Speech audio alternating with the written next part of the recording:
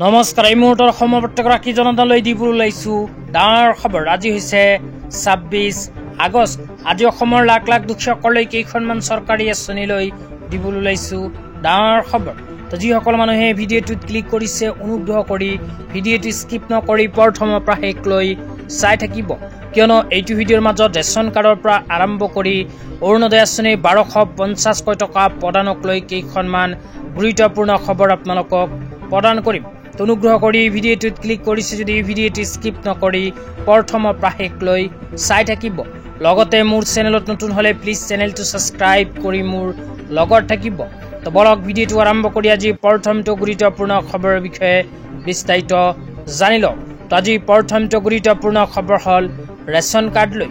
তো যিসকল মানুহৰ নাম ৰেচন কাৰ্ডত অন্তৰ্ভুক্ত হৈ আছে সেইসকল মানুহৰ বাবে আহি গ'ল ভাল খবৰ। যিসকল মানুহে ২ মাহৰ পৰা ৰেচন কাৰ্ডৰ ফ্ৰী চাউলখিনি লাভ নকৰে সেইসকল মানুহে অনুগ্ৰহ কৰি ভিডিঅ'টো স্কিপ নকৰি চাই থাকিব।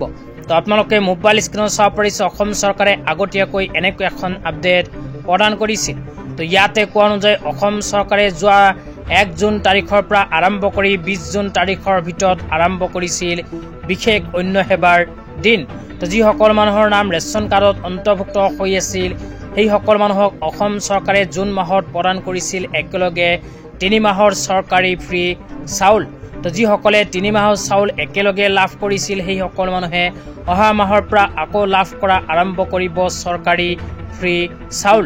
তো আপোনালোকৰ নাম যদি ৰেচন কাৰ্ডত অন্তৰ্ভুক্ত হৈ আছে তেন্তে অহা মাহৰ পৰা আপোনালোকে ৰেচনৰ ফ্ৰী চাউলখিনি লাভ কৰা আৰম্ভ কৰিব। তেতিয়া আপোনালোকক দিব ওলাইছোঁ আজি দ্বিতীয়টো খুবেই গুৰুত্বপূৰ্ণ খবৰ। তো অনুগ্ৰহ কৰি ভিডিঅ'টো শ্বেয়াৰ কৰি আপোনালোকৰ বন্ধুবৰ্গক চোৱাৰ কাৰণে সুযোগ প্ৰদান কৰিব। লগতে মোৰ চেনেলত নতুন হ'লে এনেকুৱা নতুন নতুন ভিডিঅ' সকলোতকৈ আগত পাবলৈ প্লিজ চেনেলটো ছাবস্ক্ৰাইব কৰি মোৰ লগত থাকিব। তো আজি দ্বিতীয়টো গুৰুত্বপূৰ্ণ খবৰ হ'ল অসমৰ মাননীয় মুখ্যমন্ত্ৰী ডাঙৰীয়াই কেইদিনমান আগত সংবাদ মেলযোগে ঘোষণা কৰা কেইখনমান বিশেষ আপডেট লৈ।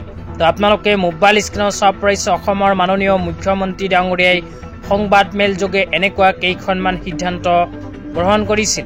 তো ইয়াতে লিখা আছে মাননীয় প্ৰধানমন্ত্ৰী শ্ৰী নৰেন্দ্ৰ মোদীয়ে ৮ ছেপ্টেম্বৰত অসম ভ্ৰমণ কৰি বিভিন্ন প্ৰকল্প উৎসৰ্গা কৰা আৰু ভূপেন হাজৰিকাৰ জন্ম শতবাৰ্ষিকী উদ্ভাৱন কৰিব।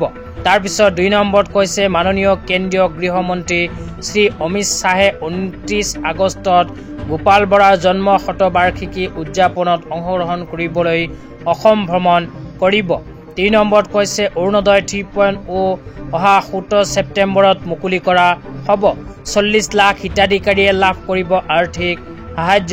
৪ নম্বৰত কৈছে অৰুণোদয় হিতাধিকাৰীসকলক ৰন্ধন গেছ ক্ৰয়ত ২৫০ টকা সাহায্যৰ এক পাইলট আঁচনি আৰম্ভ কৰা হ'ব। তো ইয়াতে কোৱা অনুযায়ী যিসকল মানুহৰ নাম অৰুণোদয় আঁচনিত অন্তৰ্ভুক্ত হৈ আছে লগতে যিসকল মানুহে নতুনকৈ অৰুণোদয় আঁচনিত আবেদন কৰিছে সকলো মানুহকে অহা ১৭ ছেপ্টেম্বৰ তাৰিখে অৰুণোদয় আঁচনি টকা প্ৰদান কৰিব। লগতে আৰু অতিৰিক্তকৈ ২৫০ টকা প্ৰদানৰ সিদ্ধান্ত গ্ৰহণ কৰিছে অসম চৰকাৰে। তো যিসকল মানুহৰ নাম অৰুণোদয় আঁচনিত অন্তৰ্ভুক্ত হৈ আছে সেইসকল মানুহে গেছ ক্ৰয়ৰ সময়ত লাভ কৰিব ২৫০ টকাৰ আৰ্থিক সাহায্য। তেতিয়া আপোনালোকক দিব ওলাইছোঁ আজি তৃতীয়টো খুবেই গুৰুত্বপূৰ্ণ খবৰ। তো আজি তৃতীয়টো গুৰুত্বপূৰ্ণ খবৰ হ'ল SHG গোটৰ মহিলাসকলৰ বাবে। অসম চৰকাৰে ইতিমধ্যে যোৱা ২২ আগষ্ট তাৰিখৰ পৰা SHG গোটৰ মহিলাসকলক মুখ্যমন্ত্ৰী মহিলা উদ্যমিতা অভিযান আঁচনিৰ ১০,০০০কৈ টকা প্ৰদানৰ কাম আৰম্ভ কৰিছে। তো যিসকল SHG গোটৰ মহিলাসকলে এতিয়ালৈকে মুখ্যমন্ত্ৰী মহিলা উদ্যমিতা অভিযান আঁচনিৰ ১০,০০০কৈ টকা পোৱা নাই সেইসকল মহিলাই ভিডিঅ'টো চাই আছে যদি অনুগ্ৰহ কৰি ভিডিঅ'টো স্কিপ নকৰি চাই থাকিব। তেতিয়া আপোনালোকক দেখুৱাই আছোঁ অসম চৰকাৰে মুখ্যমন্ত্ৰী মহিলা উদ্যমিতা অভিযান আঁচনিৰ ১০,০০০কৈ টকা প্ৰদানৰ বাবে এনেকুৱা তাৰিখ ঘোষণা কৰিছে। তো ইয়াতে কোৱা অনুযায়ী অসম চৰকাৰে অহা ১ ছেপ্টেম্বৰত পাথাৰকান্দিৰ SHG গোটৰ মহিলাসকলক প্ৰদান কৰিব ১০,০০০কৈ টকা। লগতে ২ ছেপ্টেম্বৰত হোজাই সমষ্টিৰ মহিলাই লাভ কৰিব টকা।